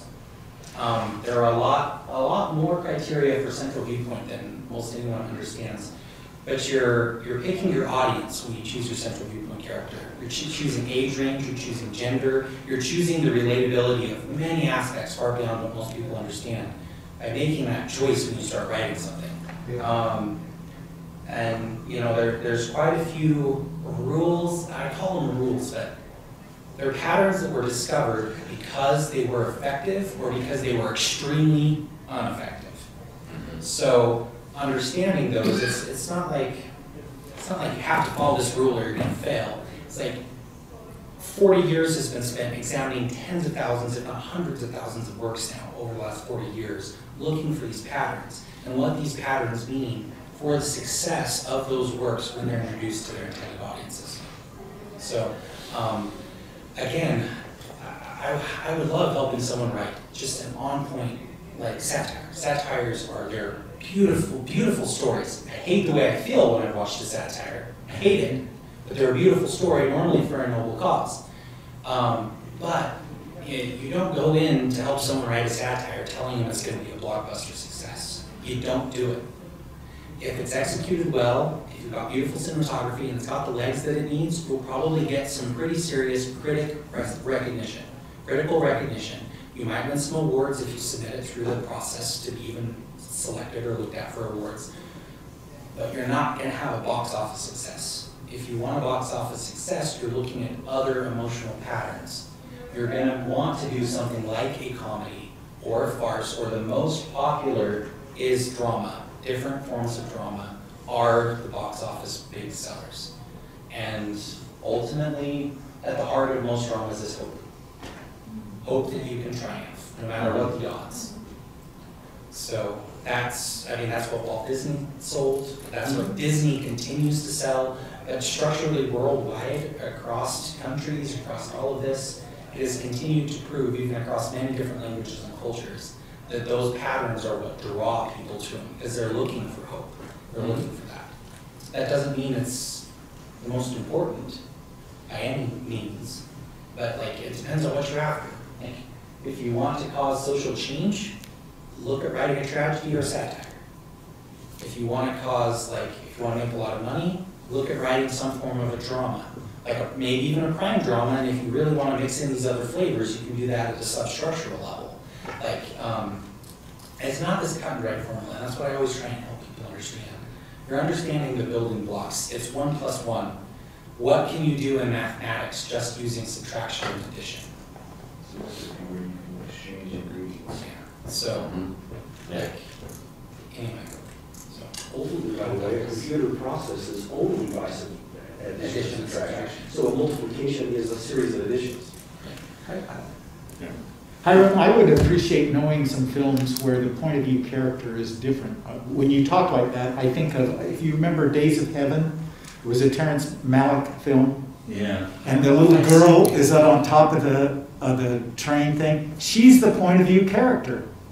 And even it's not a story about little kids, but it helps draw a certain group in. I don't know if you remember that one, but it's one of Terrence Malick's really beautiful films. I brought up Shawshank Redemption. That's an adult film.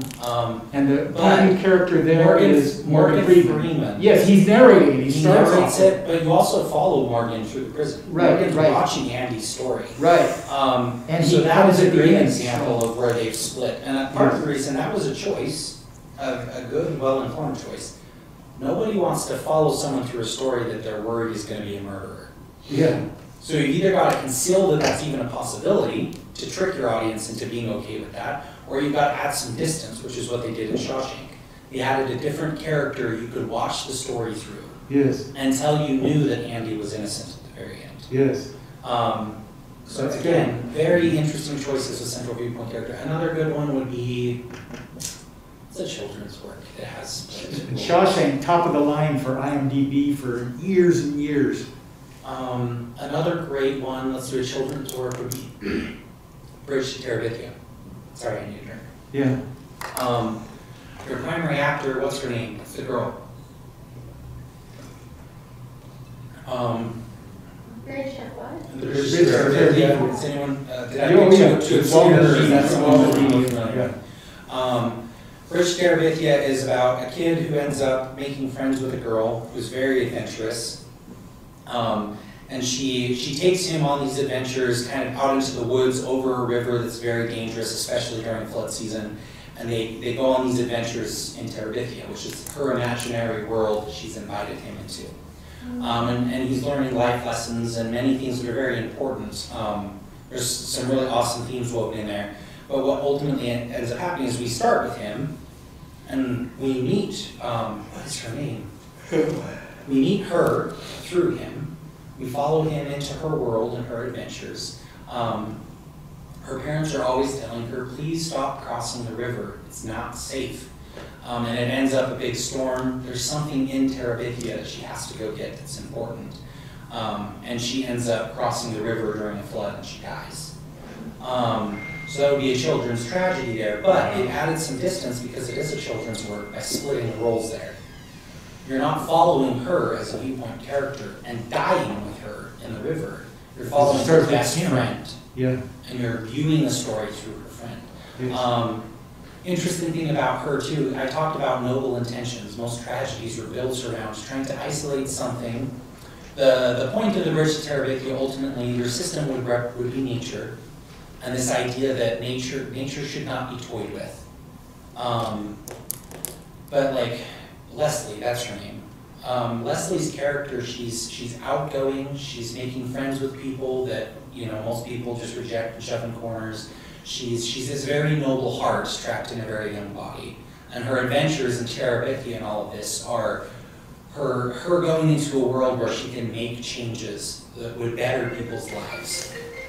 But that knowledge she's lacking would be her unwillingness to take seriously the idea that this log you cross every day isn't a bridge, it's a log, and you need to understand that. No matter how many times you crossed it before, you do it in a massive rainstorm, that bridge may give out. So it's this noble character, and because of who she is, she's maybe ignoring certain things that she shouldn't. So, traits of tragedy. But you asked for an example of split role functions. There's quite a few of them out there. Normally, if you want to split a role function, it needs to be for a reason. That's what I recommend. Because if your primary actor is your central viewpoint character and is your primary role breaker, that creates focus, and that focus in a story is a very positive thing. So if you choose to bend that rule and split it and have a totally independent viewpoint character, there needs to be a pretty good motivation for making that choice typically, because you're losing some focus structurally to gain that advantage for some other reason. So, like I said, in Shawshank Redemption, it's distancing us as an audience from a murderer. In Bridge to Terabithia, it's distancing us from I think she's an 11-year-old girl that dies in a flood. You've got these younger kids watching this, so you're giving them just that little bit of distance so that they can still absorb the story without feeling like it's too much. It's wrong, something's wrong, this shouldn't have happened. You're giving them just enough distance that they're still willing to absorb the story. So. Very good, Hiram. Well, I have a quick question for you, since you have great insight into this. In a drama where there's obviously a good guy and a bad guy, the bad guys, and the audience will generally identify with the good guy and want the good guy to succeed. If there are bad guys in the audience, do they identify with the good guy in the movie? Or do they identify with the bad guy? What do you think? That's an interesting question. I have an answer, but I want to hear your Well, I was answer. going to say, structurally, the mind will identify with whatever encourages the mind that it can succeed. So, while someone in the audience with nefarious purposes, they might not relate to the character's motivation, the character's goals, or the character's victory, but at a subconscious level, they're still going to relate with the fact that this character took on a system greater than themselves and succeeded. So you're looking at the subconscious structure there. No matter how nefarious you are, hope, fear, pain, all of these emotions live in everybody, regardless of their, I don't know what you want to call it, alignment. Those emotions are universal. And so these patterns are going to be evoking those emotions regardless. You start to run into an interesting thing when the brain changes. So when you hit things like psychopaths or sociopaths and things like that, their brain chemistry is physically different. Their brain starts operating differently. And at that point, their mind doesn't react the same way to patterns the way the typical human mind does. And that's neuroscience, and that gets into some really interesting things. So your question, like if you have a sociopath, like a psychopath or a sociopath who's a murderer sitting in an audience watching something, let's say they watch a satire about a murderer getting away with something. They're going to align with that a very different way than someone who's disgusted by the fact that they just got tricked into rooting for a murderer. But again, you're working with like 98+% of the population of the human race versus these very severe traumatic things that have happened to people that have changed the way their brains develop. Most of the time, they're tracking most of these behaviors back to childhood. During early developmental stages between the ages of infancy and like 7 years old. If you change the brain chemistry early on like that, it affects the way your brain operates for the rest of your life. That's not to say that like anyone affected like that's going to end up this, but it shifts the chemistry in the brain, and this is all supported by modern neuroscience. So I don't know if did that help answer your question? Well, you could have a greedy corporate person, right, whose mind still works normal, but through his life he's become this greedy person. He's still going to be reacting to emotional stuff, emotional stimulus. These are good statements, and I wholeheartedly agree with all that. I would add to that this, and I say this from a directorial perspective, which I think helps immensely, and that is almost every, unless they're a psychopath, every one of the audience members who might be a really bad person thinks they're a good person. Yeah. That's true. In fact, I was told once that to make a really good bad guy in a motion picture is give him a few good qualities, not just a total bad guy, but have him a few good qualities that the audience can still relate to, and you make a really good bad guy character. So the audience isn't totally rebuffed by it. They sort of get sucked in to this bad character a little bit. They know he's bad, but he has a few qualities that are still, you still have hope for him. Yeah. So that makes the best good bad quality, a good bad character. Well, even I can think of characters that we root for who are bad people. Butch Cassidy and the Sundance Kid. They're killing people. Robin Banks. I know. But you're rooting for them. Well, a large part of that is because you've made them, especially Sundance Kid, the central viewpoint character. So you as the audience member are tracking. You're also seeing their ideology behind what they're doing too, so you can understand why they're doing something. A lot of those stories are still from the rich give to the poor type of mentality, which if you justify it in the right way, most people are willing to let something like that slide. But right along your ideology, I will tell you the most profitable emotional signatures, power movements, power dynamics, are actually when you take a system character and a primary norm breaker with opposing viewpoints, and you bring them together. Really? And they join forces. And that's right up what you're talking about. But what that means is you're taking two people that can't agree on something for fundamental reasons, and you're giving them a reason that they can agree.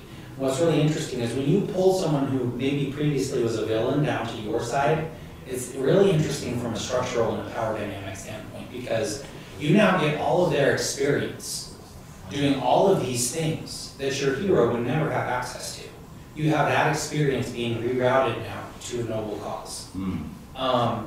But you're also bringing, you mentioned this relatability. It's not just, the evil dude with a cat on his lap, right? You have someone who genuinely thinks they're doing good. A great example of that, Thanos in the Infinity War movie, incredible villain. But if you look at his ideology, he's trying to save the universe. What do we say about all our heroes? They're trying to save the universe. So you have two ideologies where he's saying, I watched an entire planet die because the resources couldn't support life.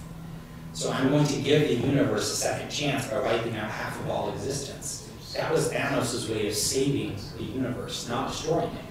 But it's interesting when you look at power dynamics, taking those system characters and pulling them down and aligning them with your norm breakers, adding them before moving on to greater systems or greater injustices is one of the most powerful money-making tools you can do while you're working on structure. This is really good what you're saying. Really, I mean, all of this. This is profound because John chapter 16, it's during the Last Supper, and the Savior says it's like first 2 or 3 verses of John chapter 16, says the time will come when people will want to kill you and think they are doing God a favor.